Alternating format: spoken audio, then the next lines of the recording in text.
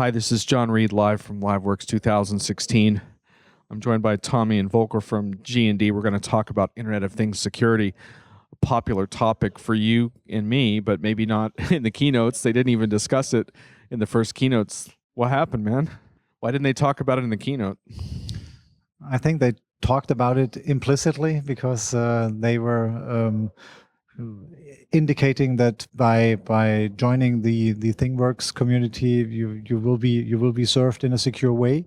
Nevertheless, we feel that it is definitely a topic, and from the reaction we were getting also to our presence at the show, there are other people feeling the same way. It needs to be addressed explicitly, and it needs to be taken seriously from the very beginning of your IoT project, because it's really harmful and really expensive to retrofit the security back into a live running system.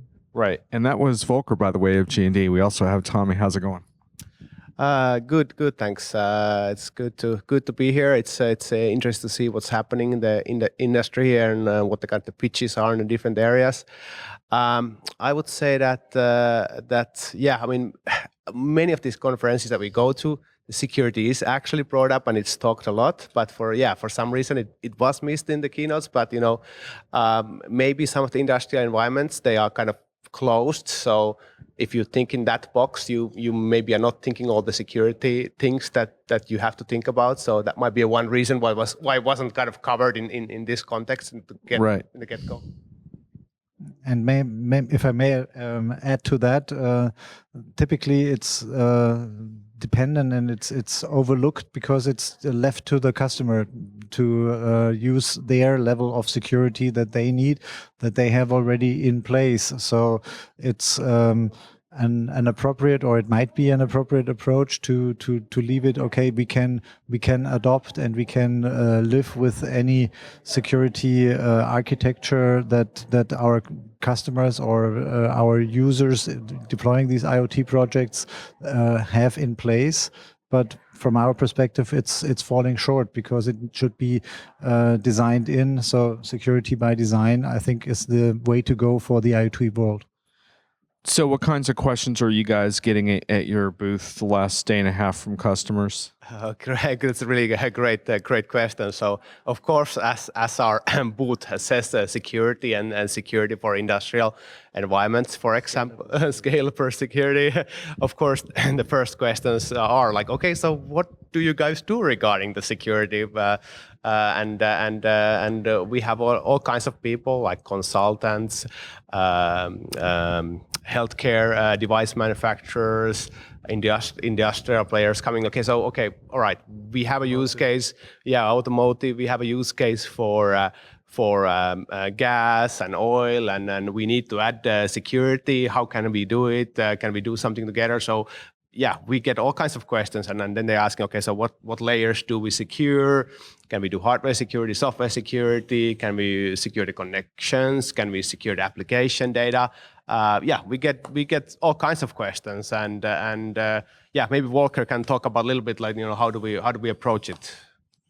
And of course, we also got a couple of good answers to that. And the first big answer would be, yes, we are providing scalable security. And I think that is the concept that the IoT needs, because every project is different, every use case is different in the level of security that it needs to be protected, and also the investment that is justified to secure it. So nobody does security just for the sake of being secure, and there is no such thing as 100% security, but you need to find the adequate security for your particular use case that you're doing currently, but also all the future use cases that you might come up with. So it's a very good idea to already think from the very beginning, okay, which is my minimum threshold that I can live with. And for that, we provide solutions that can start with software layer security, protecting applications on the mobile, protecting application in the machine domain, protecting communication, data in transit, etc. Nevertheless, it can end up with high security boxes that we are using for central bank degree security, or even defense industry security.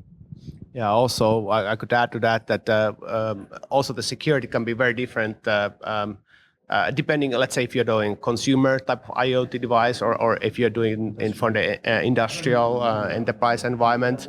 I typically kind of I try to educate the customers. Okay, you have to find the right level of security that you need for your application. I mean, if you are building some kind of irrigation system for home environment, measuring the moisture in the soil and triggering the irrigation system to sprinkle your yard. Well, maybe you don't need the hardware security for that, but maybe if that, depending how that system is then connected to something else, then there might be some security needs that you need to take into account. And then of course we go to a health applications and things like that where you do need the higher level of security, privacy, and also other things that you have to think about. But we have this saying here that. Sometimes we say that you have to have good enough security. I try to educate. Well, that's okay. One thing I would like to change that term to you have to have a right security for your application and needs. And it's interesting here in US. Many players that we talk to, when we ask them about the security, they say, well, we know we have to take care of it. But we haven't really put that much focus on it yet because we want to get our application out there, build a minimum viable product or something like that. But I said, well, okay, I get that. I understand that a little bit. But the thing is that if you cannot just add the security later on. So you kind of have to build the security for your products in layers. So I try to say you should think about this a little bit because if it's going to impact your hardware design, you don't want to go back like 6 months in a hardware design cycle. It can get expensive to add it afterwards. It's not that necessary. But I really liked your example with the sprinkler system. Yeah, that by per se is not an application that really calls for hardware security. Nevertheless, if this system is controlled by your mobile phone and almost for any type of IoT service or IoT interaction, we by now demand an app for that. Can I control that with my mobile phone? Can I control that on my iPad?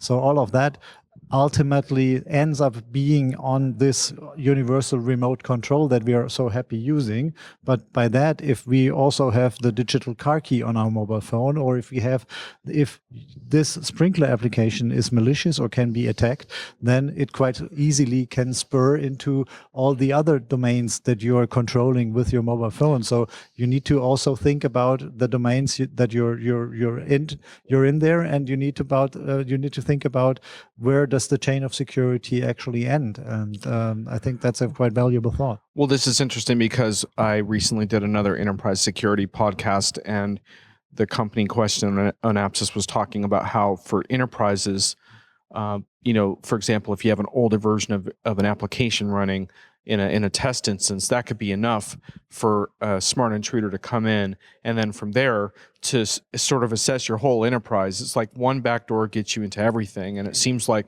this is going to be a huge issue for Internet of Things right now because so many of the devices have their own software and their own protocols, right? And so as long as you can get into one, you can essentially get into them all, right?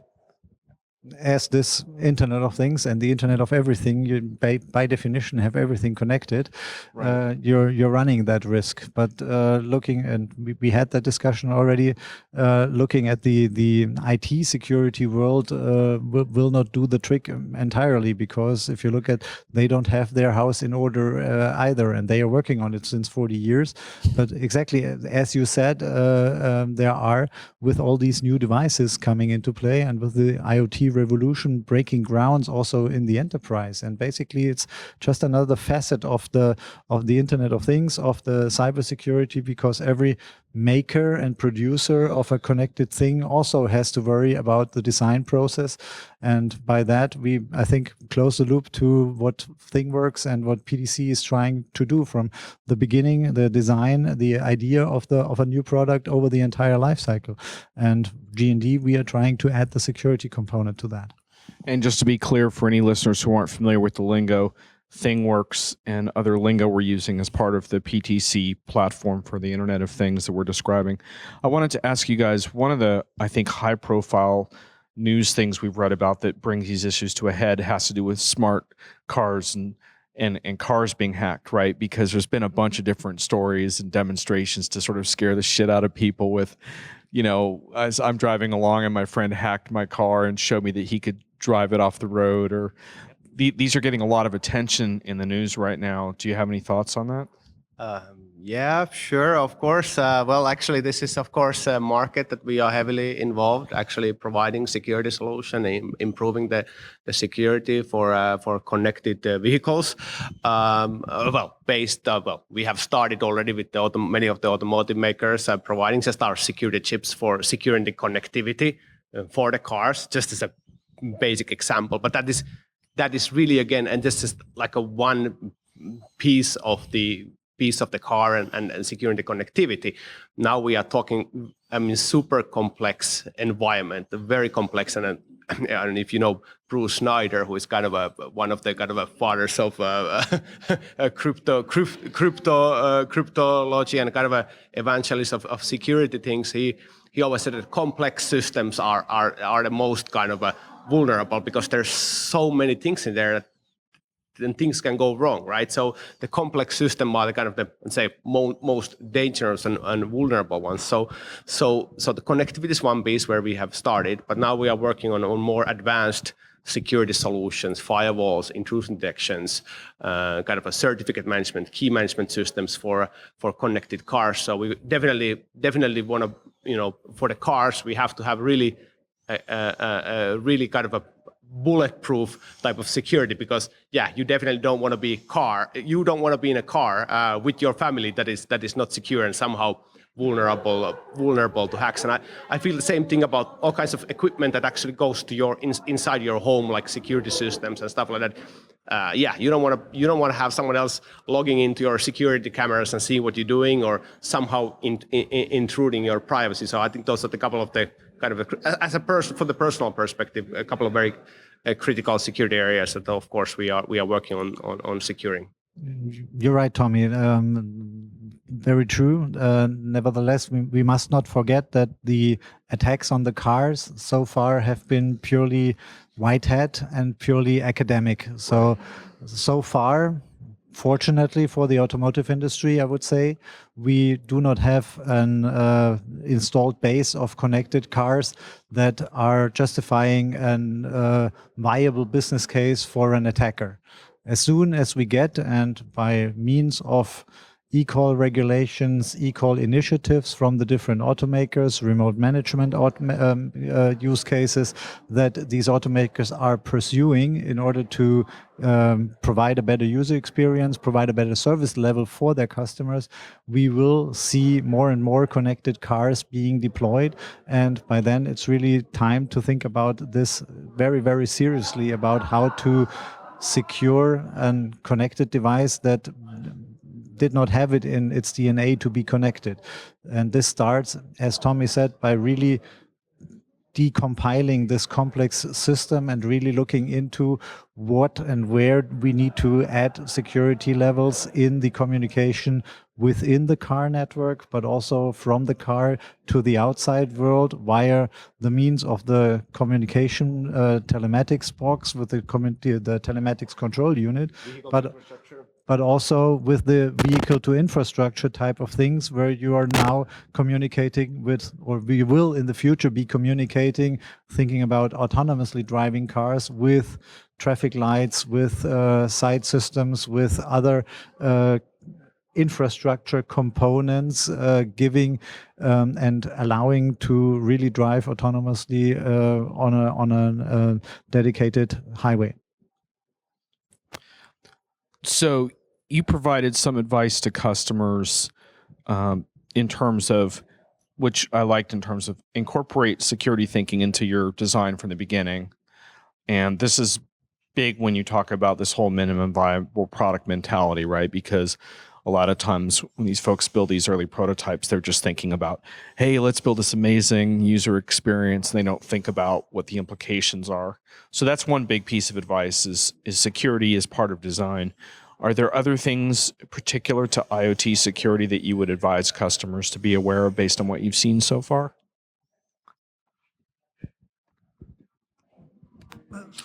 Yeah, let's see. Try to think about that you got something, right? Yeah, it's definitely the advice to choose wisely the weapons that you want to lead into this battle, because secure elements might appear from the very beginning or at first sight cumbersome and difficult to deal with. Nevertheless, it's no wonder that they so far have withstood the attacks from and telecommunication networks are also quite valuable attack targets. Right. So are payment systems, and I think clearly the migration now to EMV payment systems with chip support shows that the US is on the right track here, also embracing the fraud management and the fraud reduction capabilities of that technology. So yes, that's definitely hardware plus secure software saves a lot of headaches in the end.